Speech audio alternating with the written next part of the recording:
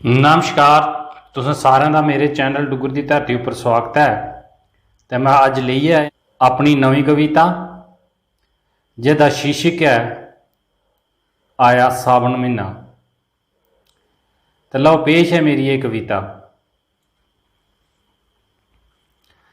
नालें पानी धारें धूरां गासै बादल छाया, नालें पानी धारें धूरां गासै बदल छाया, निक्की निक्की पवै फुहार महीना सावन आया, निक्की निक्की पवै फुहार महीना सावन आया। आई गया महीना सौन त्रुटी अंबर बरखा पौन, दरिया ठाठां मारी मारी रोन, दुनिया सारे दा गंद इधोन। कुतै लेसां कुतै घारे कुतै पानी ने कह रटाया, कुतै लेसां कुतै घारे कुतै पानी ने कह रटाया, निक्की निक्की पवै फुहार महीना सावन आया, निक्की निक्की पवै फुहार महीना सावन आया। केरियां उपर पवै धूर लभदा नहीं कोई दूर दूर, मक्कें की पई गेदा बूर, खान मक्कां बांदर लमकूर।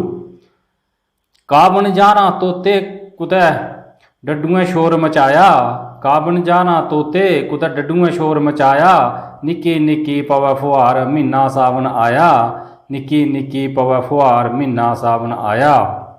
सस नूं दा मूंह नहीं दिखै नौवीं नूं भी आखा रखै, नूहें लोक भेजन प्योकै चेते रखी रीत एलोकें, स्याणे दा आखा रखी जीवन च सुख पाया, निक्की निक्की पवै फुहार महीना सावन आया, निक्की निक्की पवै फुहार महीना सावन आया। बूटें उपर जोबन पूरा जगा जगा भंगत धूरा, धान दा बनी गया जूड़ा सैला रंग चढ़िया गूड़ा।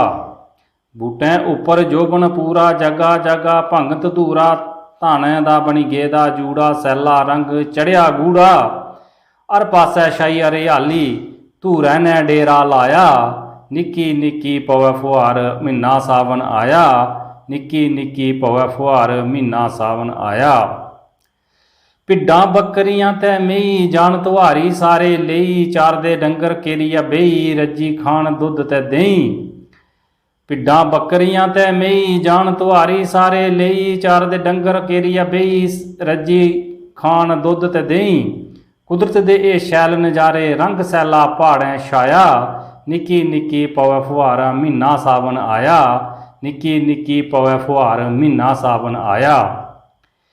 बागें च पकी गेदियां नाखां अड़ू अंब कुतै बन दाखां, सैले रुख सैलियां राखां जाड़ें गोआलू लान भाखां। रस्ते दे बिच चिक्कड़ गारा माह्नुएं मूंह गवाया, निक्की निक्की पवै फुहार महीना सावन आया, निक्की निक्की पवै फुहार ते महीना सावन आया। रब दी एह लीला न्यारी रब दी एह लीला न्यारी, लग्गै बदली प्यारी प्यारी, खंघ बुखार ते छाई खमारी, दिखी हैरान दुनिया सारी। भोले दी कृपा कन्नै भारती ने सब किश पाया, निक्की निक्की पवै फुहार महीना सावन आया, निक्की निक्की पवै फुहार ते महीना सावन आया। जेकर तुसें की कविता शैल लग्गै तो लाइक शेयर कमेंट जरूर करियो, तो मेरे चैनल डुग्गर दी धरती की भी सबसक्राइब करियो। जय हिंद जय डुग्गर जय मां डोगरी।